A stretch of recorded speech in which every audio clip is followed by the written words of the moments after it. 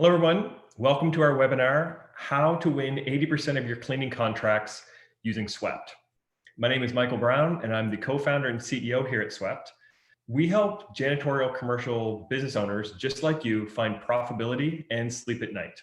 So in fact, Swept, our clients have been so successful, they retain their contracts 91% better than industry average, something I'm very, very proud of.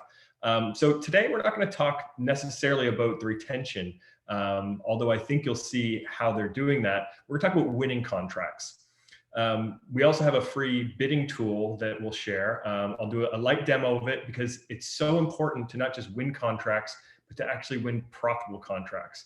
Understanding your expenses, understanding what's going into that, so you can look at what profit margin you want and make sure that you're adjusting things appropriately. I always think about the 20% of contracts I didn't win, and I think it's actually for the best because my competitors, number one, were winning those contracts. It was typically with somebody who didn't appreciate the cost and the effort that it went in to do a proper service. And so I felt by passing those on to my competitors, that would be the noise that they would have to deal with while I had really good contracts to focus on. So this is how I grew my cleaning company from one city to a second to a third before selling it to focus just on software. We also have another thing, a giveaway from this webinar, which is a report called the State of Cleaning Proposals. So this is a report that Swept worked on with Proposify, and it pulls insights and trends from over 2 million proposals. So you can understand what are the triggers, what are some of the things that you can do to get an edge at the proposal stage. And finally, at the end, I'm going to share a strategy on how you can generate more revenue. So there's a few different ways to increase your revenue. We'll talk about those, but also talking about the practice you can put in to create space and time, because I'm guessing, like many people in our industry, you're feeling like you're running in circles, putting out fires. So Swept will help you put out those fires, and this strategy will help you focus on growth. So a lot of the content today, a lot of what I'm sharing is around what I refer to as the magic between the communication between you and your potential client. So if you think about going into that experience, how many times have you shown up to a quote, prepared, ready, kind of excited to be bidding on something, and be welcomed by someone say, by the way, we're getting other quotes. I don't know about you, but I found that really annoying. I felt, like you're not putting a lot of value on who I am or the business I've created, because the first interaction that you have with me is that you're going to get a bunch of other quotes. So I really wanted to understand that, because I was hearing it enough times that this was, this is how they're approaching. And what I realized was the janitorial industry overall has failed office managers and facility managers. That's why they approach discussions like this, because they view every cleaning company to be the exact same. So I'm not sure about you, but I felt that I was doing a superior job. I felt that I was retaining my clients, retaining my employees, and I was doing much better than my competitors. But my clients didn't realize it at that moment. They didn't realize it until they were a client. So that's really what I had to figure out is, how can I position myself differently? How can I have them recognize the value I bring at this stage of their customer journey, of them learning about me and other companies? And that's what today is about, because if they're going to compare you to a company that's not paying insurance, has illegal workers and all the rest, yeah, of course they're going to be charging less per month. But if the client doesn't recognize the value you bring, they're just going to lump you all in together. So that's what the next 30 minutes are going to be about. And I want to be clear, sales is not about tricking your client. It isn't about lying or hiding facts. Sales is about building trust. So when I owned my company, that's what I did. I built trust. So the first couple steps we'll go through are really basic, but I want to touch on them because I see time and time again, even good companies sometimes miss these things. And this is kind of like the low-hanging fruit that you can really set yourself up. So when someone emails you, I want you to follow up quickly. If you don't have the time, hire a virtual assistant. Virtual assistants, you can Google it. It's super easy. It's $15 to $20 an hour, and they will bill you by the minute. And all they will do is, if you want them to just all sales emails that come in, respond to them quickly and set up an appointment. That's the first touch point of building trust. Your potential client reaches out to you and multiple other cleaning companies, and they see that you responded quickly and professionally. That's a good indicator that you're running your business well. The next thing is to show up to your quote and your bidding, on time and looking professional. You don't need to have a suit. You don't need to, anything like that. I wore typically this, just like a collared polo shirt, nothing major.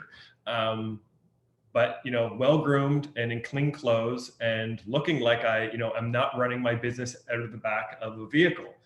To be clear, in the beginning I was, and I'm sure some of you are, or you have been before. But it's, you're trying to shape this for them to build trust. And this is where a lot of people start, the small business, and you build. So don't be ashamed of it. If that's the stage you're at, it's fine. This will help you grow beyond that. So if you do these very basic things, you're already ahead of your competitors, or at least a lot of them. Number two is don't talk a lot about cleaning. And, that may seem kind of counterintuitive, like, well, I own a cleaning company, I'm here to provide a cleaning service. But it's important to talk to them about what their needs are and what's concerning them. So especially with COVID, there's lots of things to talk about on cleaning, but you want to make sure you don't talk over their head about dwell time and about a bunch of different things that they may or may not care about. So I would tell them, like, I live for cleaning. This is why I own my company. I do a great job at it. I don't want to bore you with the details, but what I do want to find out is, what are you curious about or concerned about in terms of cleaning? And I'll show you how I manage my company. That, to me, what I found was, depending on my client, I clean for daycares, I clean for dentist offices, I clean for office buildings, I clean all these different types of contracts and different buyers. Some of them cared and some of them didn't. And so if someone wants you to go down that path, then you should. And if they want to avoid it, then let your competitors come in and talk about cleaning for 20 minutes and bore them. So step number three, this is the magic. So this is where you create an experience for them. So what I'm going to do right now is I'm going to launch Swept, and I'll share my screen so you can see it.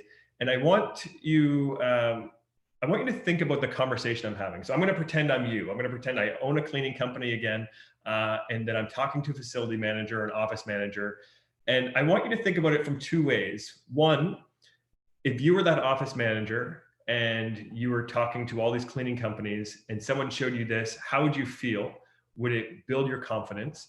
And I want you to think about it from the other way, is if you're a cleaning company going in and your competitor is saying this stuff, if they're using Swept and they're saying this, how do you feel? How do you want to be matching them, or doing better? Maybe they're not using Swept, or do you want to be the person on the other side that's not using Swept to help build that confidence? So I'm going to share my screen right now. Let me see. There we go. So this is the Cleaners app. And so what I would do when I would go into this, this quote is, again, I kind of set the tone with them, but people don't understand the cleaning industry.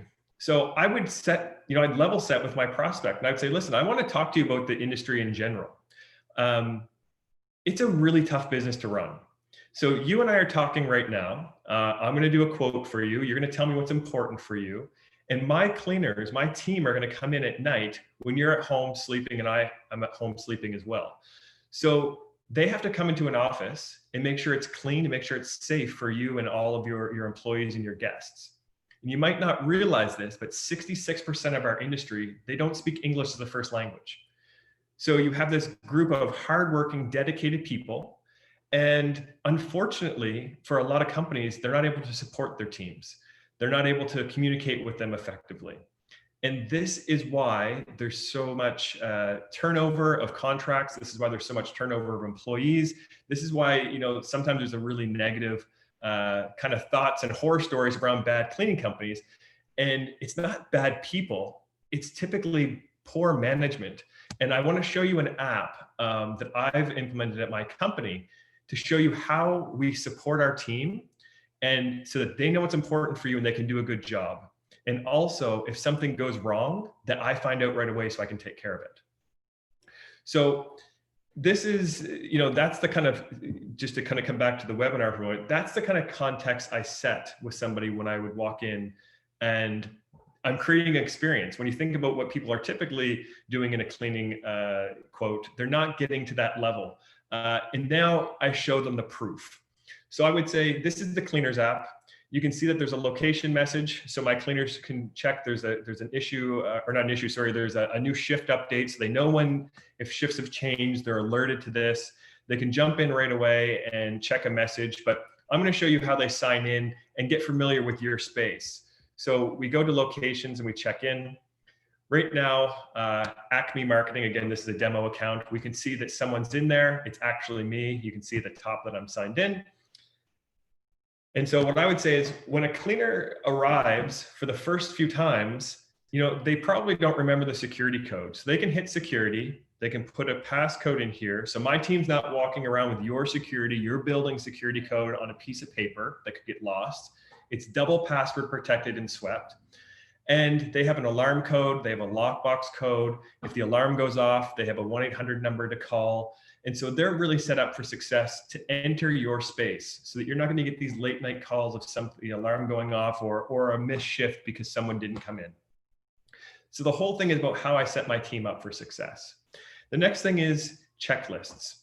So there are checklists for extra items that you might care about, monthly items.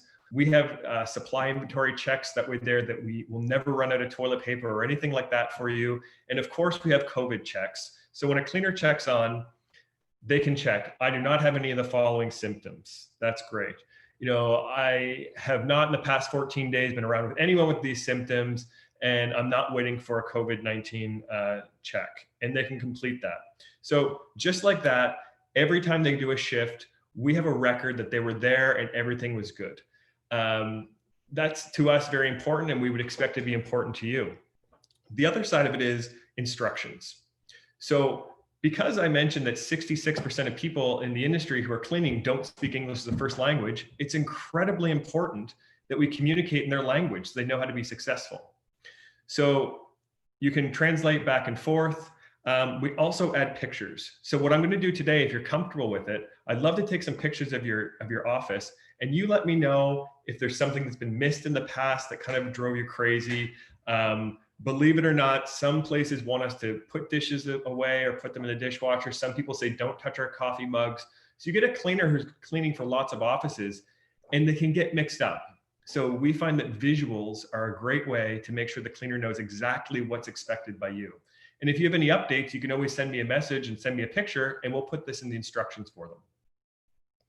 So that's kind of the basics of how they do this. Of course, they have supplies, and of course, they have messaging. So in this instance here, you can see that the cleaner translates their message.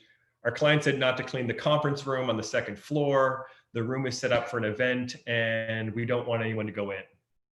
So I want you to think about this journey of us. If you hire us as your cleaning company and something comes up, right away, we're going to be able to deal with it. We're going to be able to notify our entire team and make sure that they're doing the right thing for you.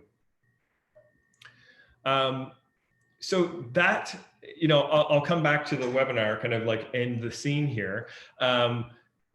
That's the basics of how I did it. And, I refer to that as the magic because I created an experience that they were not really expecting. They would not expect a cleaning company to come in and use technology, but also showing them, kind of a case study of what the flow of work looks like. And if you want to get really, to the next level, this is what I started doing was I put their information in. So instead of saying Acme Marketing, if I was going to a dentist office, I would put the dentist name, the office. I'd take a picture off of Google and I put it in on the outside. So I would show them I want this contract. You're already, in our demo account, we're ready for this contract. Also, people love seeing their name. So if it's Cindy or Mark or something like that, you can create a fake account, put them in on the chat so they can see themselves saying, please don't clean the CEO's office tonight or whatever the case is. People love to see that thought. Now you think of the data points that we've just put together.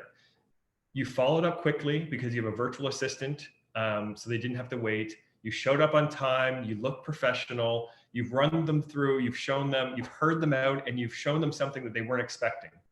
These are all nuggets of trust along the whole way.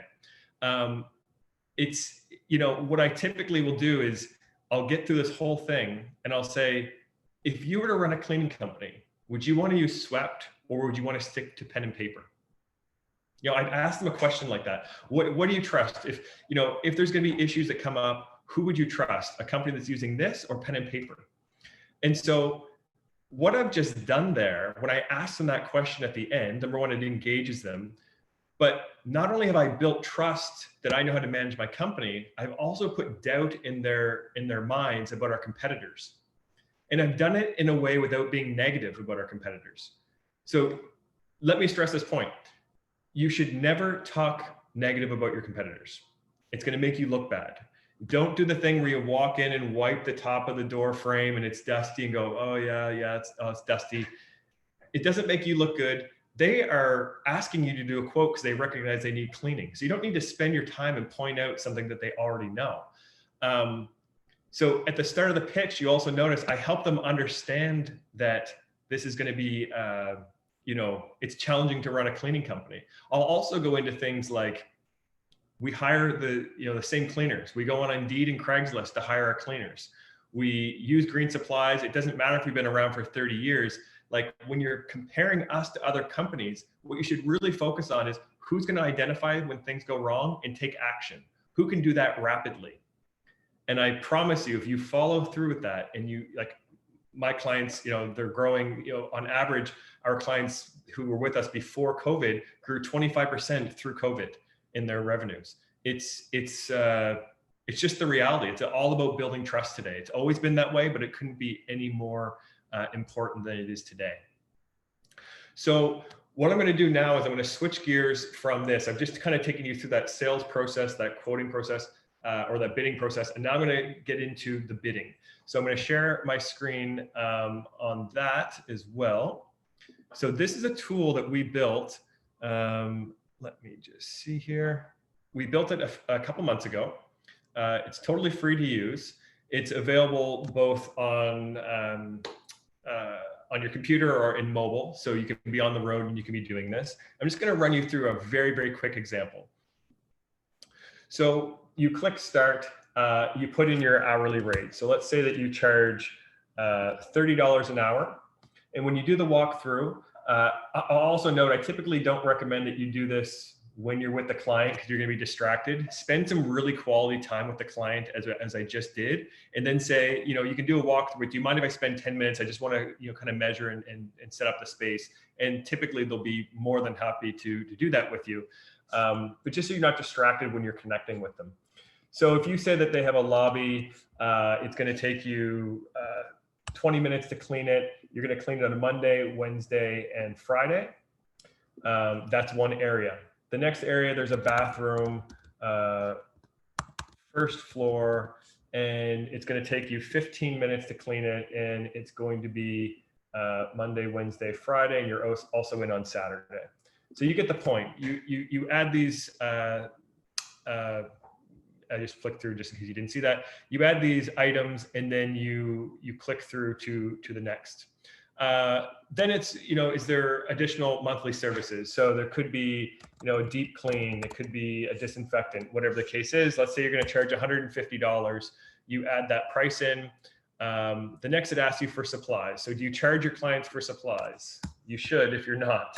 And let's say you mark it up 30%. And you mark it up 30% based on the dollar value, and you expect that the supplies in this location are going to be $300 a month. That builds that into the quote. I'm going through fairly quickly just because I want to kind of help you see the end state of this. Let's say that you're in Alaska and you charge 11% in taxes. So this will now build a quote for you. And so you find out what your total price is. You should be charging them $888 a month. So that's great. It's a good, you know, it's a great number for you to look at. The next thing is understanding your costs. So if you're paying people $14 an hour, your supervisors, you give them $17 an hour, and once a month they're going to go do an hour-long inspection, which I highly recommend that they're doing inspections. If you have any additional expenses like the deep clean supplies, let's say you didn't add that in, maybe it's $45, you save it, you go through. Now that you have the labor cost, it's going to calculate what your quote should be, what your quote should be, but what your profit margin is. So you can see we're charging $888. You have $483 of expense, which means you're going to make $316 profit off this, and you have a gross margin of just about 40%. Again, I added very little items, so the quote in terms of price is fairly low, but I wanted to share with you that kind of how to pull this all together. It takes seconds. The other side about this is awesome is the dashboard. So you can go from here and create a proposal, number one. Number two, you can go in and start taking a look at your win rate. How many quotes have you produced? How many have you won? How many have you lost? How many are still in progress, so that you can follow up with that client? And you can see all the data in here, looking at the contracts that you've won. You can go back to this, refer to it. After you've cleaned for a month or 2 months, you can go back and say, like, how am I doing? Maybe you need to recalibrate, because maybe it's taking an extra few hours a week to do the service. So again, you can build a proposal system in this, a proposal for the client to go out that looks professional. But for me, the main thing was just really understanding the expenses. So that will be shared with you as well. Let me just see here. There we go. So the next thing is how to increase your revenue. So we've now spoken about how to run through the sales process, how to get a profitable quote and send that out in a proposal. The next thing, and this is somewhat separate from this overall, but again, it's all about generating revenue and growing your company. There's a few things that you can do, but one of the biggest value adds is actually creating the space and the time. So if you take one thing from this webinar, it should be this: find the discipline to block 90 minutes, an hour and a half in your calendar at least once a week. I suggest 2 to 3 times, but when you're starting out, if you're like me, when I started doing this, I felt a little guilty. I wasn't going to be available. Like, I turned my phone off in my block times. I removed my notifications on my computer. I do block time for revenue, for product, for different aspects and things that I'm working on in my company. But it started out with revenue block time. And so this practice allows you the opportunity to pause, turn off all the noise, get rid of all the fires, ignore all of it, so you can focus on building your business. And I promise you, if you do this, you will build a better company and a larger company, because you're dedicated and you're focused. So once you do that, you block it. If you're like me, the first time I did it, I said, what do I do with 90 minutes? I've never given myself permission to have 90 minutes in a day. What am I going to do at this time? Part of this time early on, depending on where you're at in terms of team size, is that you'll build a strategy for some of it, and some of the 90 minutes you'll execute on this strategy. So I'll talk more about that. The 3 things that you can do to increase your revenue: sell more to existing clients, increase the price of what you're selling, and launch a referral program.